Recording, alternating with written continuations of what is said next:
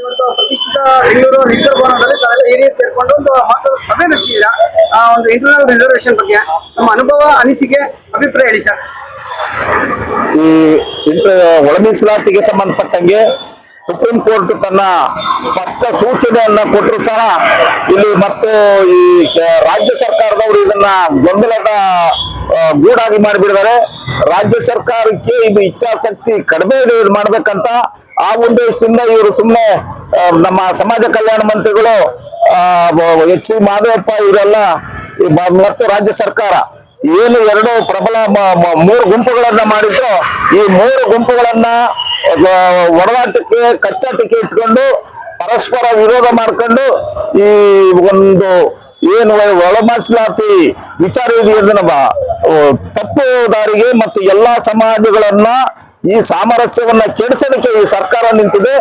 ದಯಮಾಡಿ ಇವತ್ತಿನ ಸಭೆ ಮೊನ್ನೆ ಏನು ನಾವು 12ನೇ ತಾರೀಕು ಇಲ್ಲಿ ಫ್ರೀಡಂ ಪಾರ್ಕ್ ಅಲ್ಲಿ ಏನು ಇಡೀ ರಾಜ್ಯದ ಎ ಗುಂಪಿನಲ್ಲಿರುವಂತ ಎಲ್ಲಾ ಸಮುದಾಯಗಳು ಜನಗಳು ಸೇರಿದ್ವಿ. ಅವತ್ತು ಒಂದು ವಾಗ್ದಾನ ಮಾಡಿದ್ದೆ, 27ನೇ ತಾರೀಕಿಗೆ ನಾವು ಯಾವುದೇ ಕಾರಣಕ್ಕೂ ಒಂದು ದಿನ 24 ಗಂಟೆ ಆಗಲಿ ವಿಶೇಷ ಸಚಿವ ಸಂಪುಟದ ಸಭೆಯನ್ನ ಕರೆದು ಅವತ್ತು ಒಳ ಮೀಸಲಾತಿ ಮುಂದೆ ನಾಳೆ ಇನ್ನೂ ಒಂದು ದಿನ ಒಳ ಮೀಸಲಾತಿಯನ್ನಂತ ಚರ್ಚೆ ಬರದ ರೀತಿಯಲ್ಲಿ ನಾವು ಅವತ್ತು ಬಗೆಹರಿಸುವ ಅಂತ ಮಾತು ಕೊಟ್ಟಿದ್ದಾರೆ. ಆ ಮಾತಿನ ಪ್ರಕಾರವಾಗಿ ಎ ಗುಂಪಿನಲ್ಲಿದ್ದಂತ ಯಾವುದೇ ಸಮುದಾಯಗಳು ಸರ್ಕಾರದ ಮತ್ತು ಎಚ್ ಮಾದೇವಪ್ಪ ಮತ್ತು ಏನ್ ನಮ್ಮ ಸನ್ಮಾನ್ಯ ಮುಖ್ಯಮಂತ್ರಿ ಸಿದ್ದರಾಮಯ್ಯನವರ ಮಾತಿಗೆ ನಾವು ಹೋಗೊಟ್ಟು ನಾವು ಯಾವುದೇ ಚಳವಳಿಗಳನ್ನ 27ನೇ ತಾರೀಕುವರೆಗೂ ನಾವು ಮಾಡಲ್ಲ.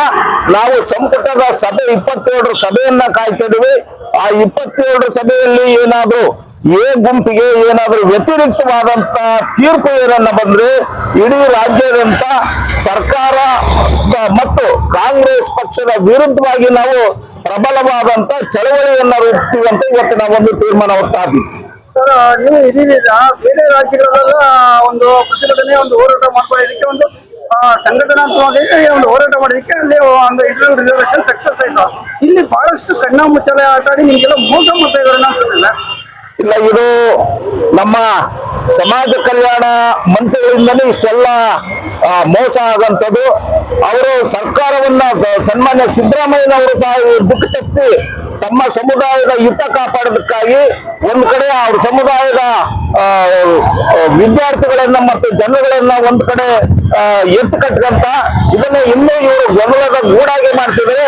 ಸನ್ಮಾನ್ಯ ನಮ್ಮ ಎಚ್ ಮಾದೇವಪ್ಪನವರಿಗೆ ಈ ಸಮಸ್ಯೆಯನ್ನ ಬಗೆಹರಿಸಬೇಕು ಅನ್ನೋಂಥದ್ದು ಕಿಂಚಿತ್ತು ಕಾಳಜಿಲ್ಲ. ಸರ್ಕಾರವನ್ನ ಮತ್ತು ಕಾಂಗ್ರೆಸ್ ಪಕ್ಷವನ್ನ ಏನು ಮಾದಿಗರು ಮತ್ತು ಮಾದಿಗ ಸಂಬಂಧಿತ ಜಾತಿಗಳಿದಾವೋ ಇವನ್ನೆಲ್ಲವನ್ನು ಸಹ ಪಕ್ಷದಿಂದ ದೂರ ಇಡುವಂತ ವ್ಯವಸ್ಥಿತವಾದ ಸಂಚು ಮಾಡ್ತಿದ್ದಾರೆ ಇವರು. ದಯಮಾಡಿ ಮಾದೇವಪ್ಪನಂತವ್ರನ್ನ ಬದಲಾಯಿಸಬೇಕು. ಕೂಡಲೇ 27ಕ್ಕೆ ನಮ್ದು ಯಾವುದೇ ಕಾರಣಕ್ಕೂ ಸರ್ಕಾರ ತಡ ಮಾಡದೆ ನಮ್ದು ಒಳ ಮೀಸಲಾತಿಯನ್ನ ಎಫೆಕ್ಟ್ ಮಾಡಬೇಕು. ಒಳ ಮೀಸಲಾತಿ ಎಫೆಕ್ಟ್ ಮಾಡದಲೆ ಅದು ಜಾರಿಗೊಳಿಸ್ತಲೇ ಏನು ಒಂದು 63,000 ಹುದ್ದೆಗಳನ್ನ ತುಂಬಬೇಕಂತೀವೋ ಇವನ್ನೆಲ್ಲ ನಾವು ನಿಲ್ಲಿಸ್ತೀವಿ. ಒಳ ಮೀಸಲಾತಿಯಿಂದಲೇ ಒಂದು ಹುದ್ದೆಗಳನ್ನ ನಾವು ತುಂಬಲ್ಲ ಅಂತ ಸಿದ್ದರಾಮಯ್ಯನವರು ನಮಗೆ ಮಾತು ಕೊಟ್ಟಿದ್ದಾರೆ. ಅವರ ಮಾತಿನ ಪ್ರಕಾರವಾಗನೆ ಒಳ ಮೀಸಲಾತಿಯನ್ನ ಜಾರಿಗೊಳಿಸಿ ಈ 63,000 ಹುದ್ದೆಗಳನ್ನ ತುಂಬಬೇಕಂತೇಳಿ ನಾವು ಒತ್ತಾಯ ಮಾಡ್ತೀವಿ. ನಾನು ಮಾಜಿ ಜಿಲ್ಲಾ ಪಂಚಾಯತಿ ಸದಸ್ಯರು, ಅದೇ ಕಾಂಗ್ರೆಸ್ ಪಕ್ಷದ ಜಿಲ್ಲಾ ಉಪಾಧ್ಯಕ್ಷರು, ಅಲ್ಲಿ ಒಳ ಮೀಸಲಾತಿ ಹೋರಾಟಗಾರ. ಪ್ರಕಾಶ್ ಮೂರ್ತಿ, BP, ಚಿತ್ರದುರ್ಗ.